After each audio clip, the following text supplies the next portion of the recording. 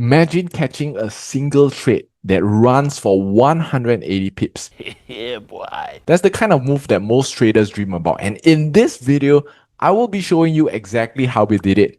What's good YouTube, Julian here, and in this video, I'll be breaking down this massive 180 pip trade that I took with my students. And you're gonna see how I spotted the setup, the specific criteria I looked for before pulling the trigger, the confirmations I waited for even after price entered the zone, and how the entire trade played out in the end. Now, this is an original, unedited raw video that I sent to my premium students right after the trade happened. But today, I will be revealing it to you guys on YouTube. Nice. So grab your notebooks, take down some notes, and let's get into it.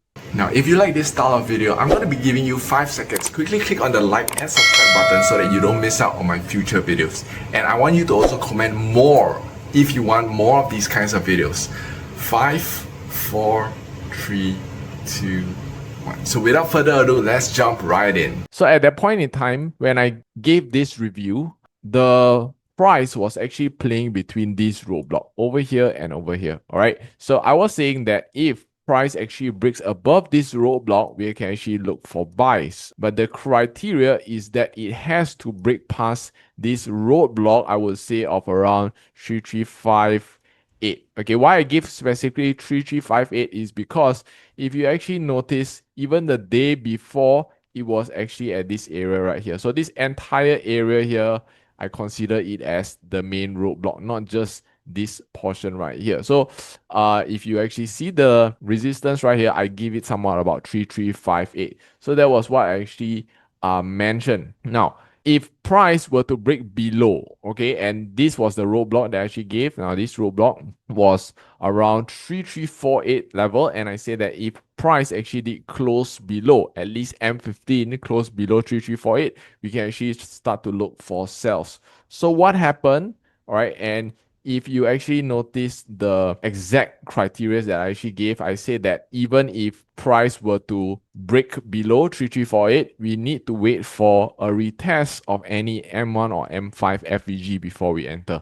Better yet, if it comes up with a bearish engulfing candle, right, to give us further confirmation that the sell is going to be taking place. So let's have a look and see, did it actually happen? So right here, I actually explained or showed that there was a sell that actually was confirmed, right? Because M30 closed way below the roadblock. So when M30 closed below the roadblock, this actually created an RSS sell. You can see right here, RSS, right? New S, even though this new S hasn't, changed into a support yet, but it has already closed below, so you can just consider that as done. Okay, now just because there is a close below doesn't mean that we can straight away enter. Hell no! We have to wait for, right, a retest of the same roadblock. So price has to go back up here before we can actually look to sell. So when price comes back here, I also need to look for an area that I can actually enter. So where is the area? Again, like I mentioned, we are looking for the retest of any M1 or M5 fair value gap. So where is the fair value gap? Notice that I actually marked the fair value gap right over here, M5 fair value gap. So if price does come back here, I can actually do my entry right about there. So what happened right here? Price actually tapped into that. So let's see in the actual chart to see how it actually played out. Okay, so if I were to go to my chart right here, so at that point in time, this was the roadblock, and then the fair value gap was around here. Right, this was M15 fair value gap. Let me just mark this. M5, it will look somewhere around this. Okay, so right here you can see that price actually tapped into this fair value gap on M1. Of course, if you say that you want to actually get further confirmations, you want to look out for a breakout or at least a bearish engulfing candle. So where is the bearish engulfing candle? So you can see right here, the clear bearish engulfing candle. Is this a bearish engulfing candle? Not yet. This is a bearish engulfing candle, okay, but at this point in time, price did not create a lower low just yet. That's the reason why price actually came back up first. So now, at this stage, can you see a bearish engulfing candle? This was a bearish engulfing candle that engulfed this candle right here. It's actually clearly bigger than this candle. So where can we enter as soon as we see a bearish engulfing candle, right? You can actually enter once the candle closes. So if you enter right about here, you can put your stops just above the fair value gap, and then you can see this was how we actually managed to secure a 40 pip drop, right? You can see 40 pips right around here, 40 pips. So this essentially was around a 1:1.5 risk to reward. 1:1.5 risk to reward, assuming you entered over here. Now, if you wanted to wait for the breakout, right, whereby this candle here close below this, right? So this was the breakout. You enter after the breakout. Is it okay? Yes, sure, as well. It's fine, right? But then you will need to realize that your risk to reward will be slightly lesser because you're entering slightly lower. So this still managed to catch about 30 pips, right? So when price starts moving down, set your break even and then secure partials along the way, 20 pips, 30 pips, you can actually take some profit already. So if price does reverse, which in the end it actually did, right, you are still in profit, right? So this was a quick scalp right here. Now let's look at another entry that we actually did. So what entry was this? This was our M30 sell, correct? If you look at the M30 sell, what happened during the M30 sell? It actually came into our sell zone, right? However, does it mean that when it enters the sell zone, you can straight away enter? No, right? You need to wait for the breakout. That's what we always say. So did this seem like a breakout? Not yet. Okay, so no chance of entry because price just kept on going higher and higher, essentially even, right? Potentially forming another higher high, right? But we need to see whether did it break the zone. Okay, so what happened next, right? It actually created an M5 fair value gap. So then I actually said that if you want to actually sell, okay, price must first close below this as a breakout sell, confirming that price still wants to go down, right? Before we can actually start to sell, right? And then once price does that, breaks below, closes below the FVG, next thing is that we wait for a retest of this FVG, right? And what do we want to look out for? Same thing, we want to look out for another fair value gap, M1, maybe even M5, to see whether we can enter to proceed to sell, right? Now, if you look at what happened after that, you can see that at this point in time, M5 did not close below this fair value gap at 3354. It still respected it, which means that, this means price may continue its way up. So at this point in time, there was no entry. I've not entered anything just yet. Now, this was the actual entry that I actually did. And if I were to go to our charts to actually see the exact thing that happened. So at this point in time, price broke below this fair value gap, closed below, even on M5. So we can see M5 close below, right? And I say that if you want to sell, wait for it to go back to the fair value gap before selling, right? So at this point in time, when it closed below, wait for the retest. Now, where did this retest happen? This retest happened in M1. Can you see? There was an M1 fair value gap. Essentially, the fair value gap was up here. So fair value gap was actually up here, okay? So what happened?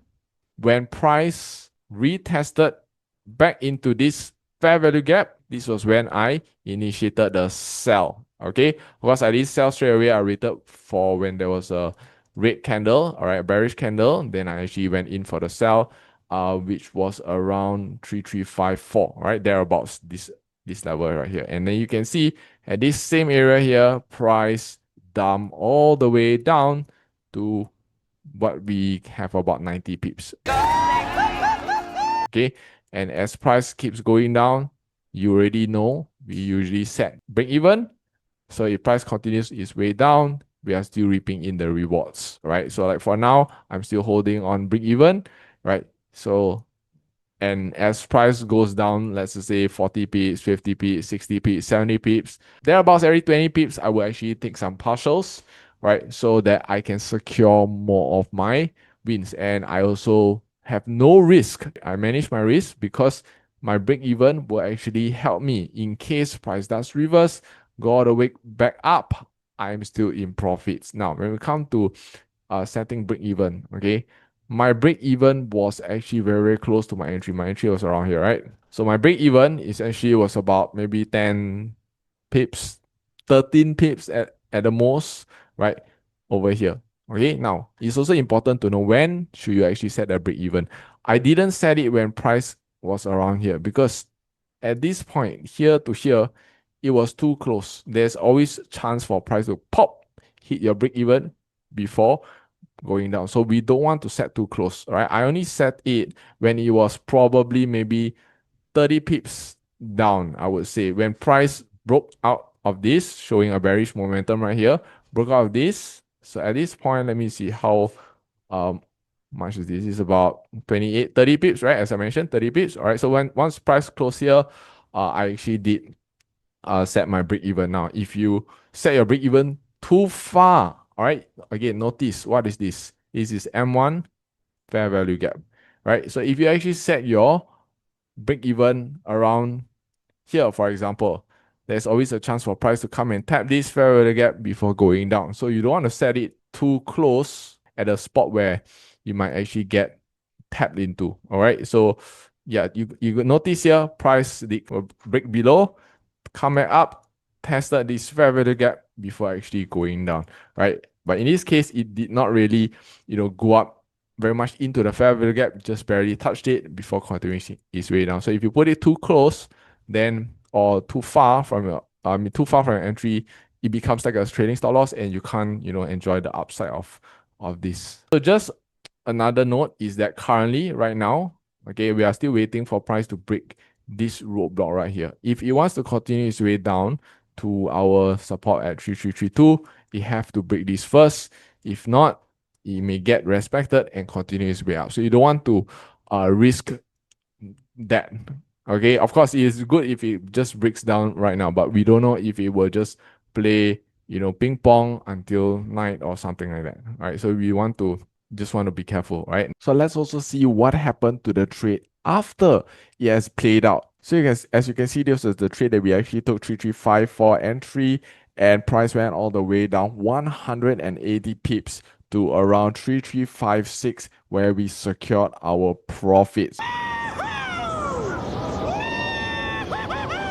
So right here is what I shared with my team: 180 pips waterfall, taken 90 pips profits, and showing the trades that were still actually running.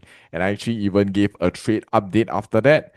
As you can see right here, H1 did not actually close below the roadblock of 3342. Hence, one of the reasons why I decided to close the trade, because at that point in time, it was also very, very close to news. I believe CPI was approaching that time. So I didn't want to further risk the trade, close the trade with full profits.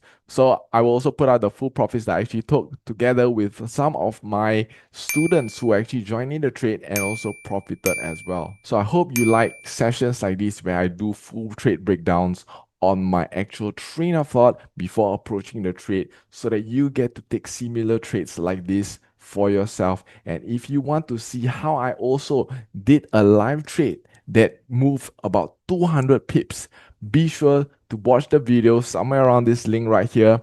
And I look forward to seeing you in the next video. Remember to like, subscribe, and I will be able to share more content like this. See you guys. Bye bye.